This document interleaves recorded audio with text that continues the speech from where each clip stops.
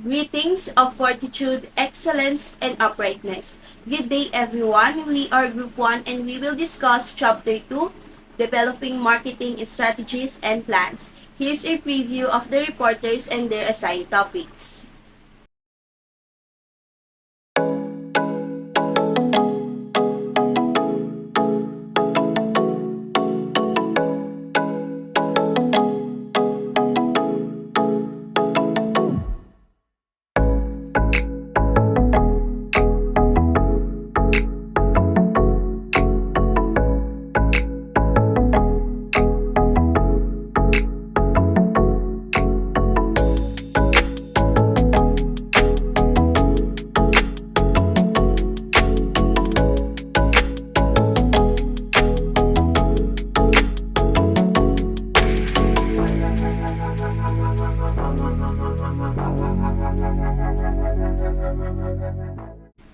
Before we proceed to the discussion, let me introduce to you the group members of Group 1.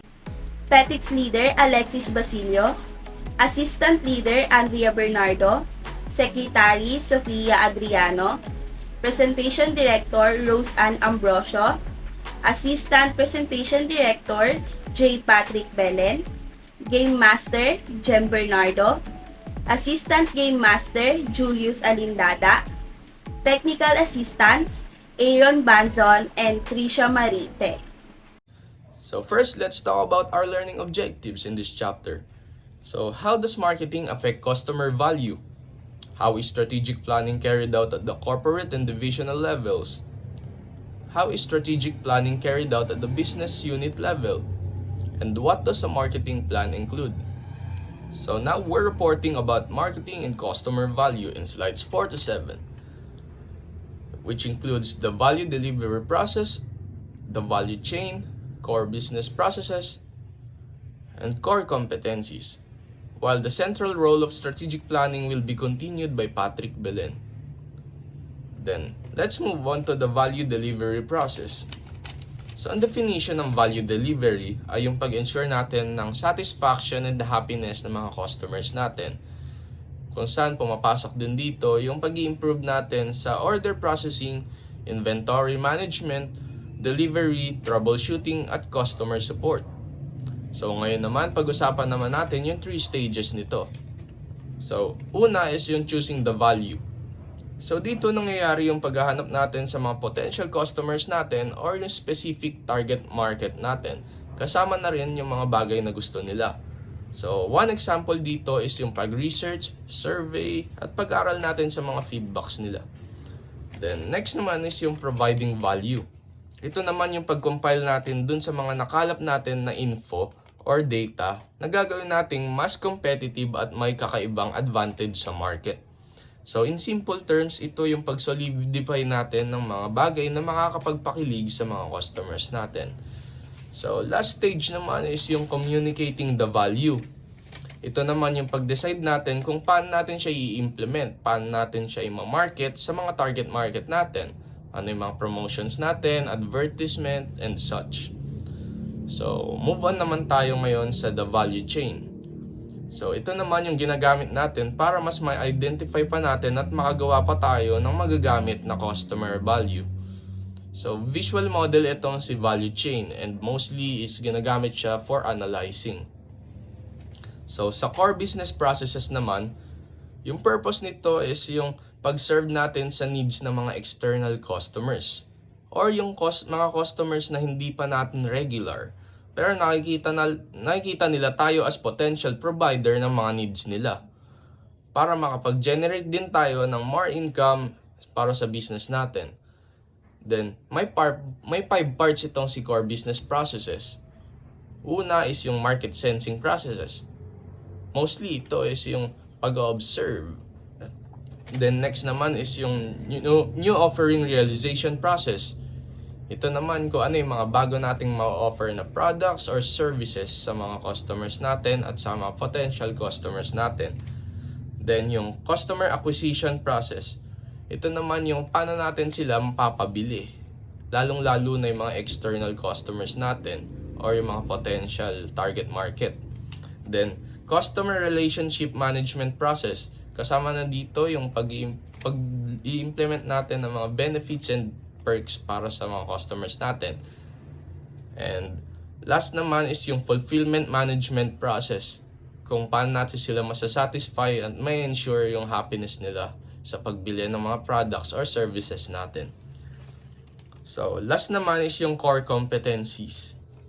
Ito naman yung pag-analyze natin sa mga resources, products, skills, at capabilities na meron tayo na magagamit natin para maging advantage natin ahead sa mga competitors.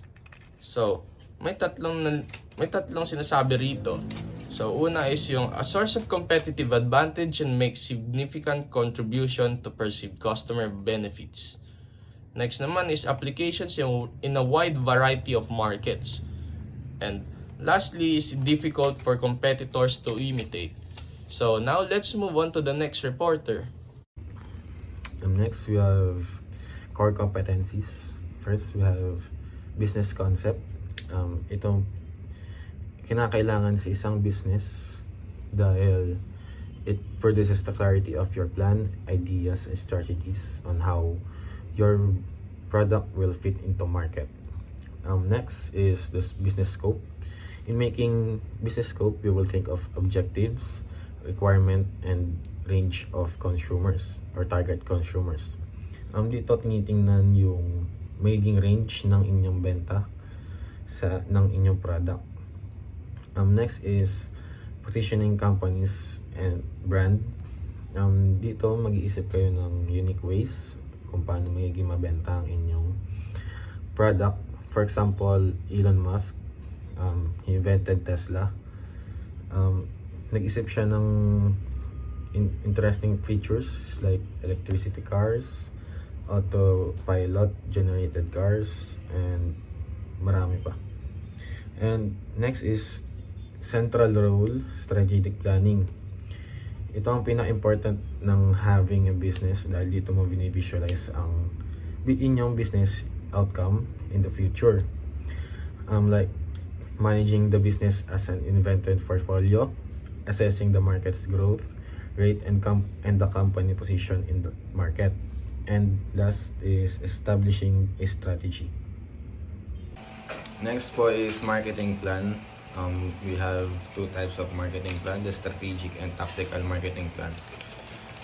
The strategic marketing plan po is nagbibigay po ito ng long and short term plan sa isang company, habang ang tactical naman po ay nagbibigay buhay sa plano, sa strategy ng company with attention to detail. We have strategic planning, implementation, and control process. Para naman po sa strategic planning, ito po yung advanced way of planning to have the best option of action. Kaya po naandyan ang corporate planning, division planning, business planning, and product planning. Habang sa implementing naman po, yun po yung execution of plans. Kaya po naandyan yung organizing and implementing. Then sa controlling, ito po yung collection of results or information about the company. Kaya po, dito po in-implement yung measuring results, diagnosing results, and taking corrective action. Next is we have corporate and division strategic planning. Dito dinidefine yung corporate mission, establishing strategic business units, assigning resources to each strategic business unit, and assessing growth opportunities. By creating mission policy, strategy, and goal statements, the corporate headquarters create a framework within the divisions and business units that will develop their plans. The next slide is defining the corporate mission. Dito naman po ang management's view kung ano ang gusto mong kalabasan or ma-achieve ng iyong company or business in the future. So, dito po pumapasok yung mga questions na what is our business? Who is the customer? What is of value the customer? What will our business be? What should our business be? Product orientation versus market orientation. So first, what are the product and market orientations? A company's market orientation is its culture, which values meeting customers' need above everything else, and companies or businesses that use market orientations are described as having a customer-satisfying process. While product orientation is an approach to business where the company is focused on developing products and services of the best and highest quality. In simple words, market orientation is what people need, and through product orientation, we meet that need. And example sa table, for Xerox, nakalagay sa market orientation nila is improving office productivity. And office productivity is kailangan ng mga company. And para ma-meet yung need na yon is kailangan natin ng mga equipment katulad nung pinoprovide ng Xerox yung copying equipment. The same as Standard Oil. Sa market orientation nila nakalagay, we supply energy which is need. Then, para ma-meet yung need natin na yon, kailangan natin ng gasoline which is their product orientation. Good mission statement. Mission guides companies on their short-term goals. Mission is developed collaboratively and shared with managers, employees, and other stakeholders, providing a shared sense of purpose, direction, and opportunity. And having a good mission statement, we should have the 5 major characteristics. First, they focus on limited number of goals, few but possible to accomplish over a period of time. Tulad na lang nung mission ng Google, which is to organize the world's information and make it universally accessible and useful. And now, Google really serves people what they want to provide. Second, they stress the company's major policies and values.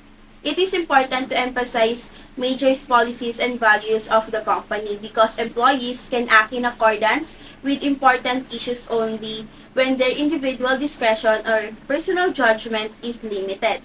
Third, they define the major competitive spheres within which the company will operate.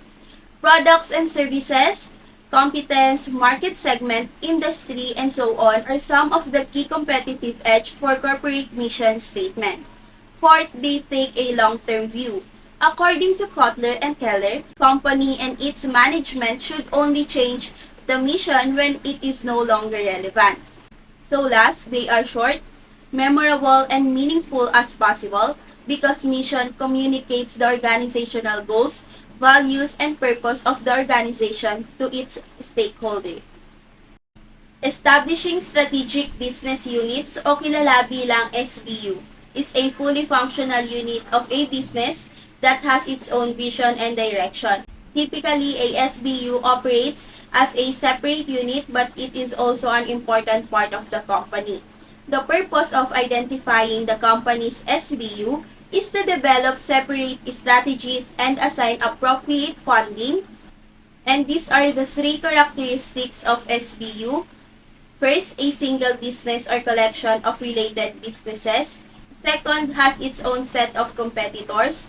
Third, has a leader responsible for strategic planning and profitability. And this will provide the company with a significant competitive advantage in the industry in which it operates and will guide the company to a good strategy and good performance which affects profit and sales. Assigning resources to each SBU. So once na na-defined na yung SBU, yung management magsisimula na silang magplano kung paano nila i-allocate yung corporate resources sa bawat unit. Portfolio planning entails analyzing a company's entire collection of businesses in relation to one another. So meron tayong dalawang example ng portfolio planning approach. First is yung Boston Consulting Group o yung BCG Matrix. Second is yung General Electric approach. Newer methods of portfolio planning rely on shareholder value analysis and on whether the market value of a company is greater with an SBU or without it. Assigning resources to each SBU is an important task to identify marketing opportunities to beat the competition. These value calculations assess the potential of a business based on growth opportunities, from global expansion, repositioning or retargeting, and strategic outsourcing. So now, let us go in assessing growth opportunities. There are 3 steps that is present in this slide, but rather, there is 4 steps and the last one is missing, which is downsizing and terminating older businesses. In the next slides, we'll encounter an in-depth discussion for each. But for now, let us talk about the figure presented called the strategic planning graph. In here, it portrays that there is a J-curve projections during the 5-year term of a business or an organization. On the y-axis is the time, on the y is the sales. Its currency was in dollars. The color green curve is called the intensive growth, which focuses more on the improvement of its products and markets. In this way, it will increase their sales, so it will be more for their revenue. Organizations are finding the right opportunities that would enhance their sales and revenue, in which in the next phase is related to growth expansion, but it would not affect the customer groups, what we call the integrative growth. There are 2 different approaches in integrating strategy. First is the horizontal and next was the vertical. Later on, Mr. Alendada will give you an in-depth discussion for this. Lastly is diversification. From the word itself is to diversify.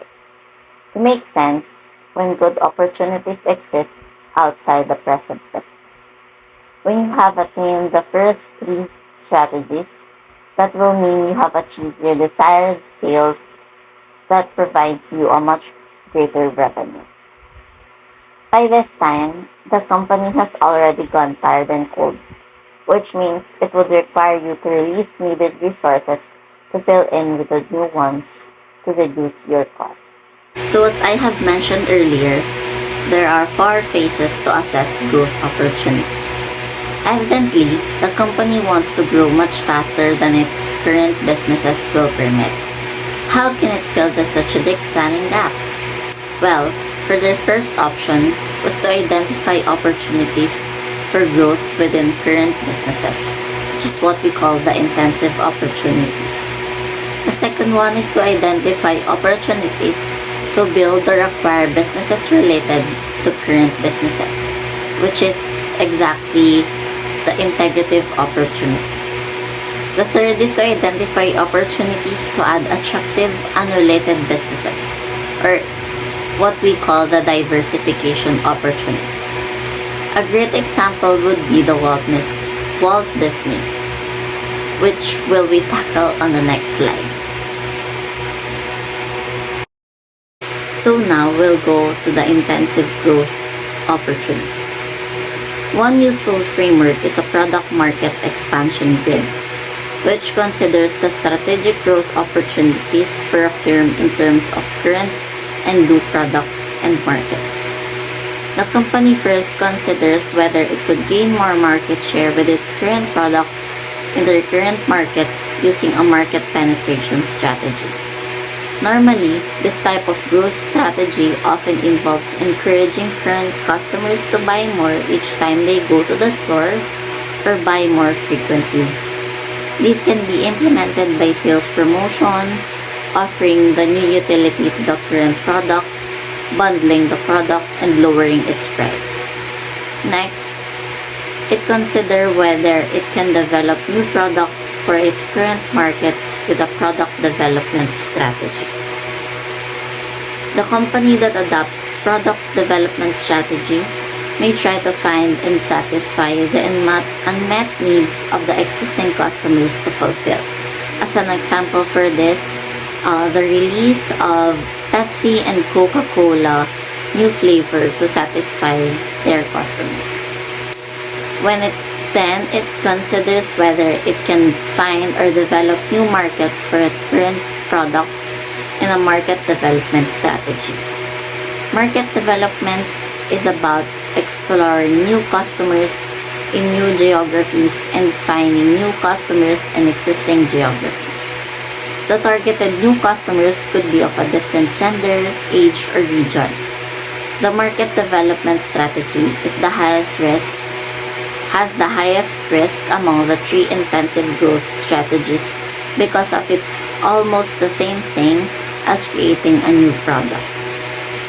Later, the film will also review opportunities to develop new products for new markets in a diversification strategy. I guess some of you have been to Disneyland and known Walt Disney for long. So, Walt Disney is known for their films, animation, theme parks, and customer orientation. Their parks offer a variety of attraction as well as cleanliness, order, and warmth. Their job is to satisfy everyone since they offer products through services. Their sales and net income have fallen, in which result to them finding opportunities and growth via diversification. As you can see on the slide, Walt Disney diversified through ESPN. They pursued a variety of growth opportunities. Through its singular focus on sports programming and news, ESPN grew from a small regional broadcaster into a big-time name in sports. In the early 1990s, the company crafted a well-thought-out plan. Wherever sports fans watched, read, and discussed sports, ESPN would be there.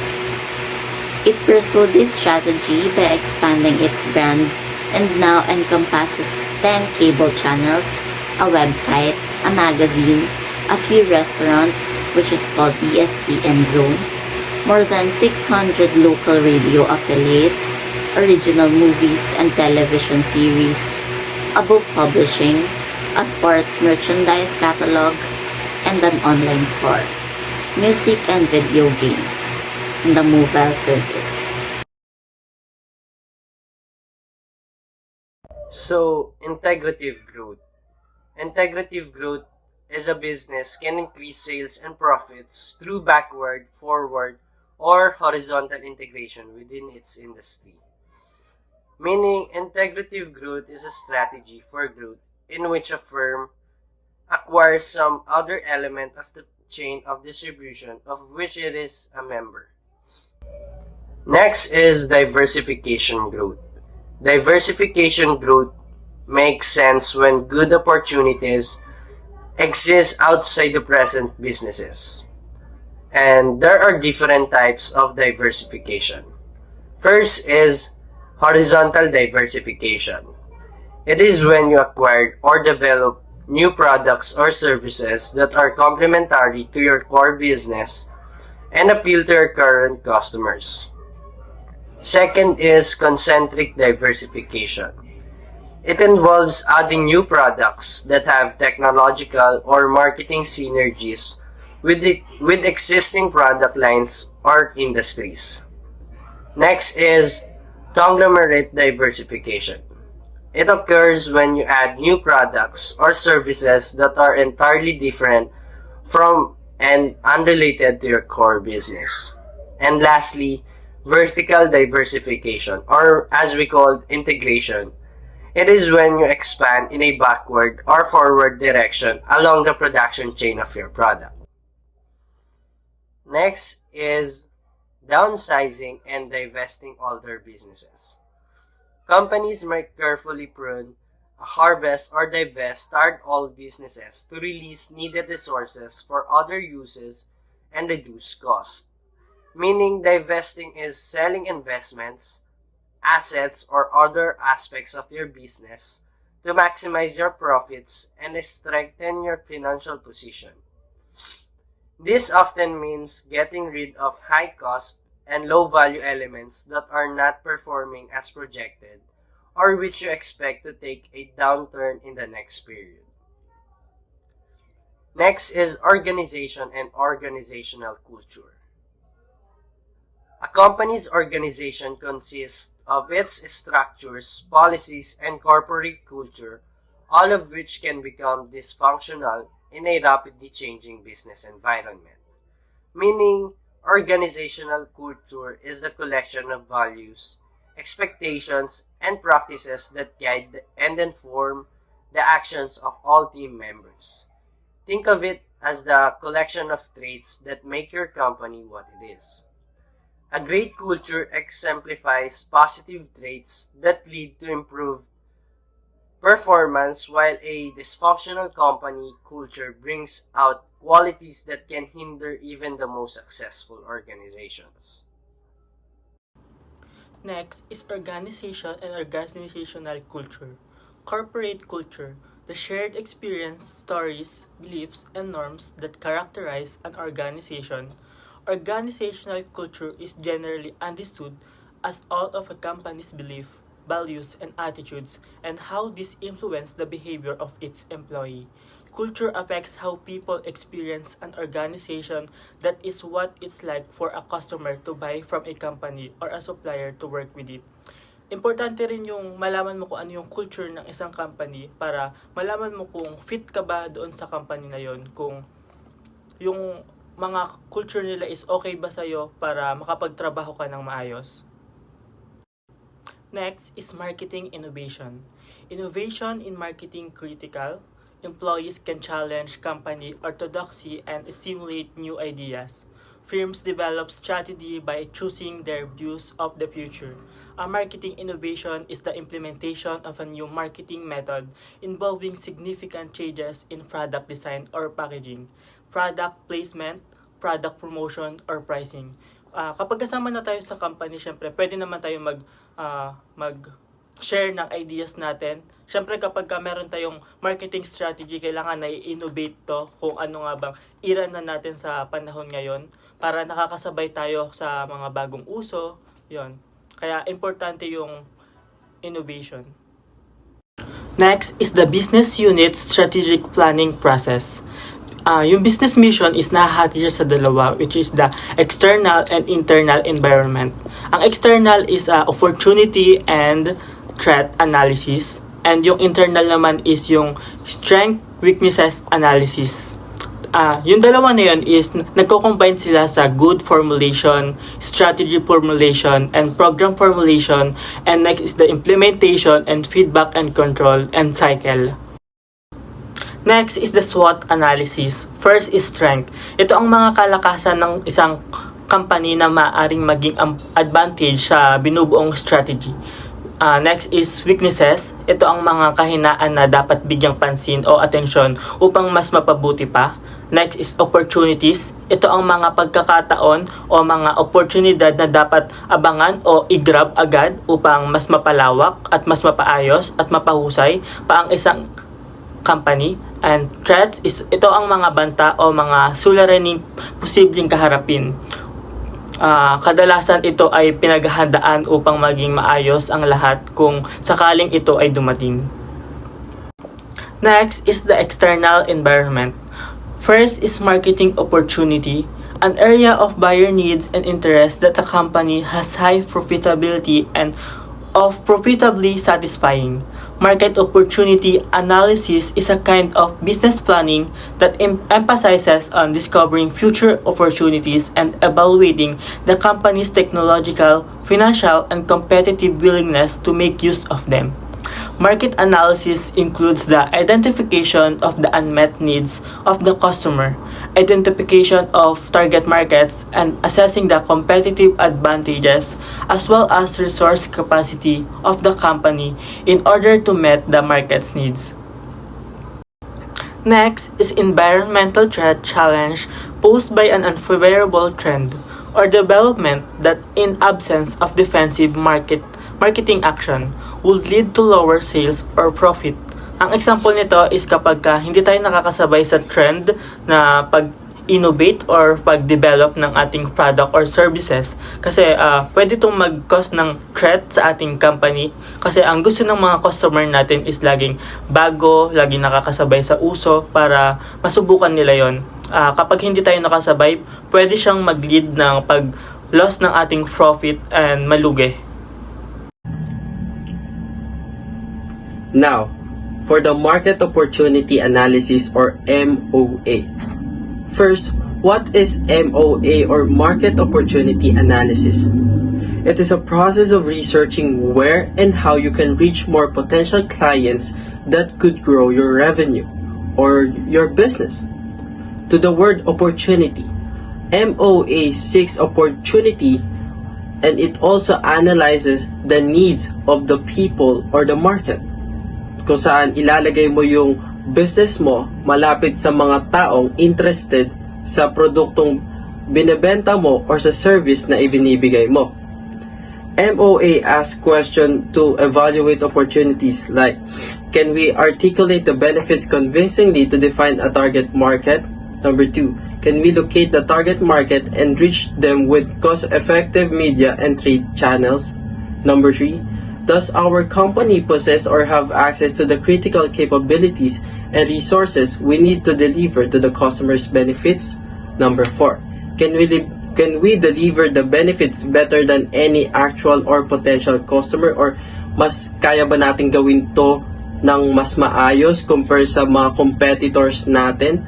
And lastly, will the financial rate of return meet or exceed our required threshold for investment? So, dito natin malalaman kung kikita ba tayo sa gagawin nating business or hindi.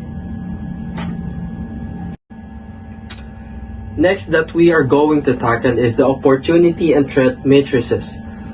As we can see on the table of opportunity matrix, we can see that there is high and low on the table, and there is on the upper part is the success probability of it, and on the left side is, as we can see, that there is the attractiveness. Number 1 is that company develops more powerful lighting system. The success probability of this is high, but the attractiveness is high as well. Number 2, company develops a device to measure energy efficiency of any lighting system. We can see that the success probability of this project is low, but the attractiveness is high. Number 3, company develop device to measure illumination level. We can see on the table that the success probability of this is high and the attractiveness is low.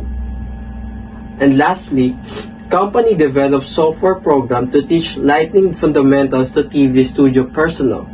We can see on the table that the success probability of this is low and the attractiveness is low as well.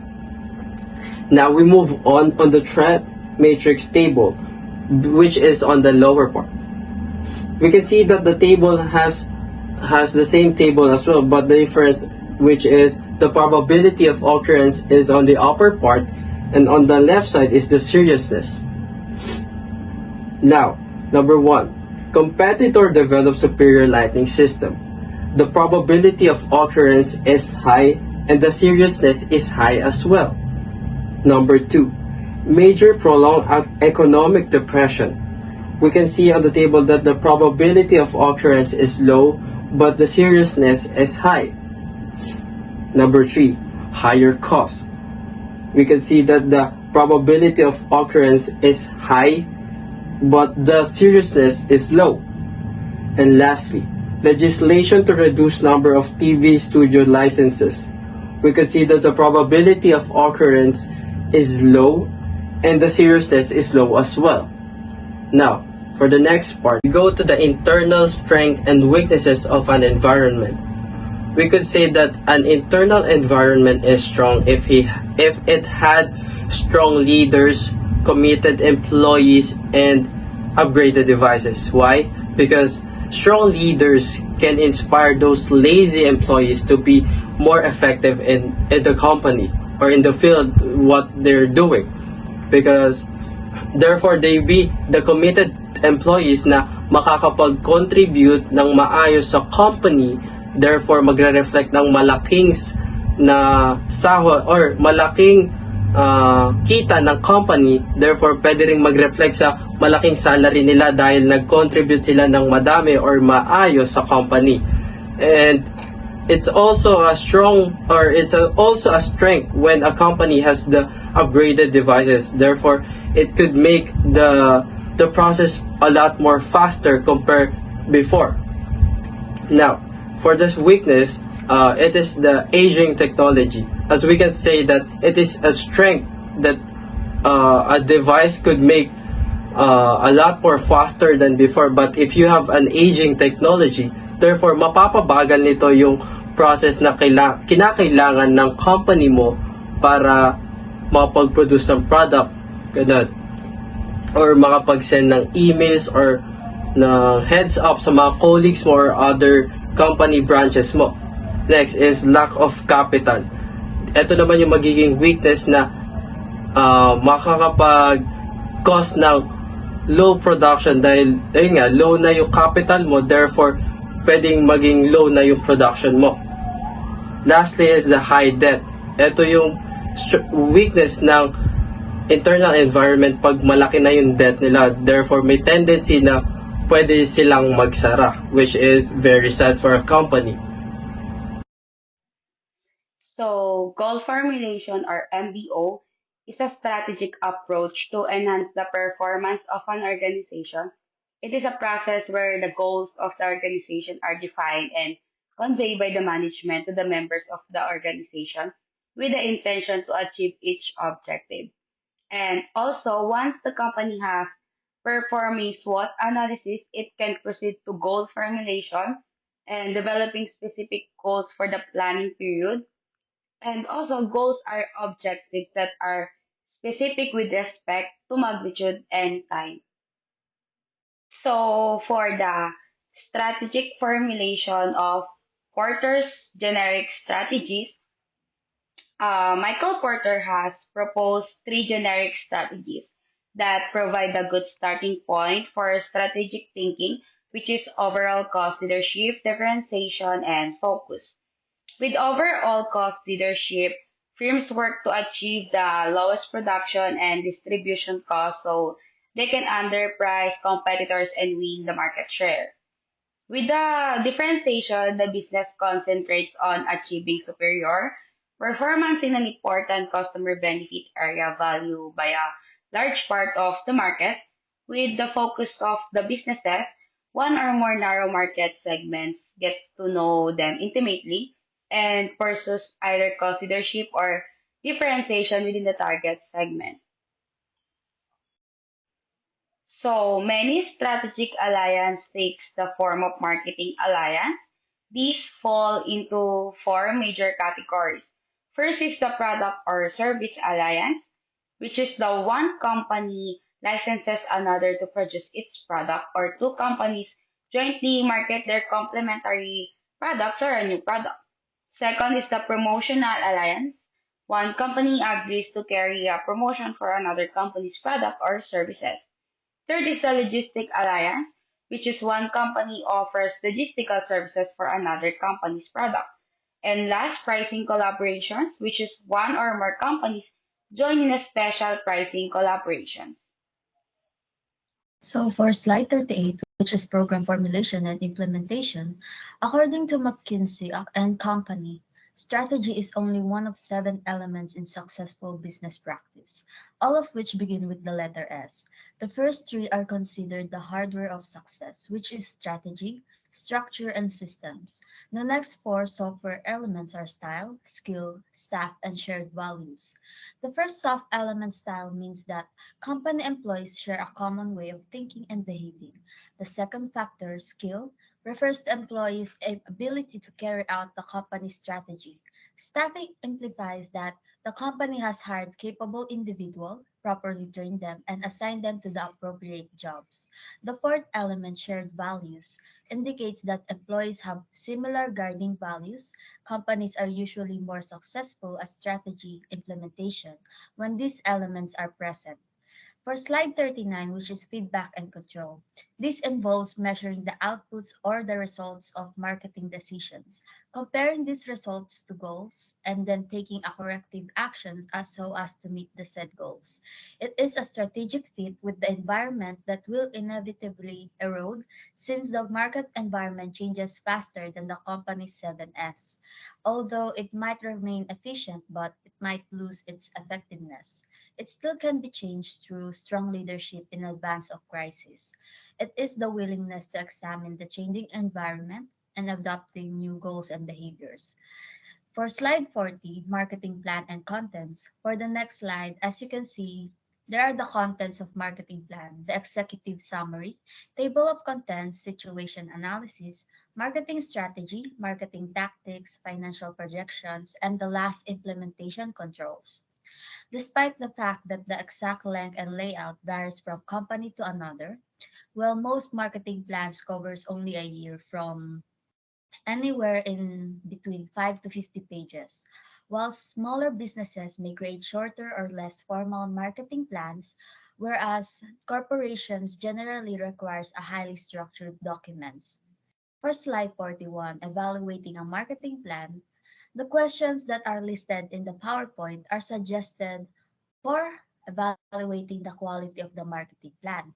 So for slide 42, other marketing plan contents, the marketing plan should specify when and how marketing research will be conducted, as well as how the results will be applied. Although the marketing plan outlines how the company intends to establish and maintain profitable customer relationships, it also has an impact on both internal and external relationships. Budgets, schedules, and marketing metrics for monitoring and evaluating results are typically outlined in a marketing plan.